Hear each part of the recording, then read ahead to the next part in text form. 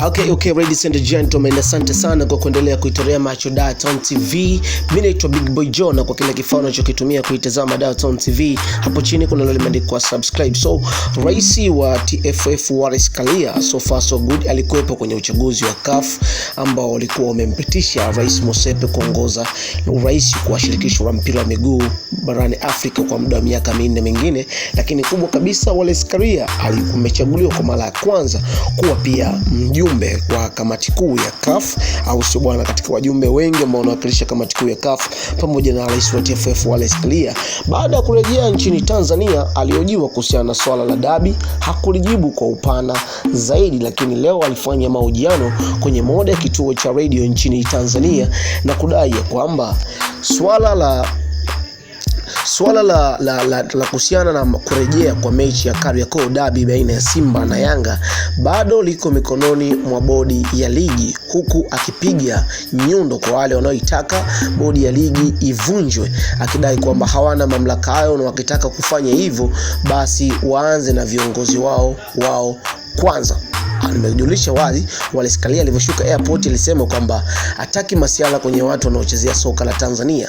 Kauli hii ya Wallace Karia leo baada ya kuitoa kwamba kamati haitovunjwa na badala yake itatenga muda kutenga upya ni lini mechi ya Simba na Yanga itarejewa tena, na kwa wale wanaotaka bodi ivunjwe upya kwamba wazitazame kwanza viongozi wao binafsi. Kauli ambayo imetafsiriwa na wadau wa michezo kwamba huenda Wallace Karia ameionya klabu ya Yanga kwa ule mwemko wa maneno uliokuwa una trend sana siku za usoni, kwamba baadhi wengi wa viongozi wa Yanga na wanachama wa Yanga walikuwa kupitia akaunti zao za Instagram na mitandao mengi ya kitanzania, Facebook, Twitter na wapi, walikuwa wakitaka kamati ya masaa 72 ama kamati ama bodi ya ligi iweze kuvunjwa. Sasa kauli ya mwisho ilikuwa inasubiriwa ni ya rais wa TFF ambaye ndo boss na mlezi wa mpira wa miguu nchini Tanzania.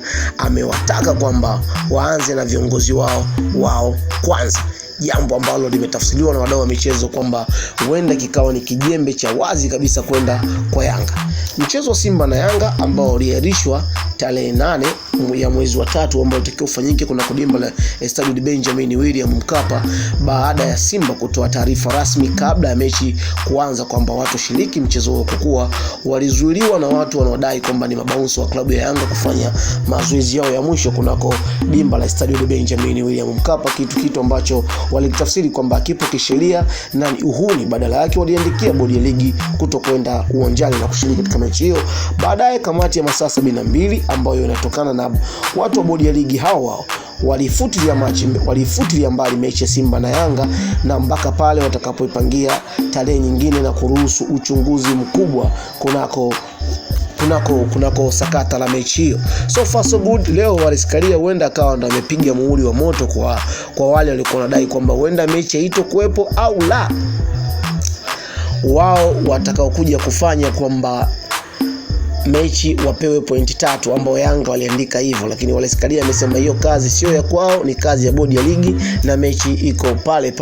So far so good. Badala ya Wallace Karia kutangazwa kama mjumbe wa bodi ya CAF, Yanga waliposti na baadaye waliifuta. Inaonekanika ile kauli yake Wallace Karia ya poti ya kudai kwamba hataki mchezo kunako ligi kuu ya Tanzania bara, kama Yanga walikuwa wamekelwa kabisa. So far so good. Hii hapa ni Dar-Town TV, na kama bado hujisubscribe YouTube channel yetu, hapo chini kuna lile limeandikwa subscribe, so make sure unaligusa ili kuendelea kukaa karibu na familia pana.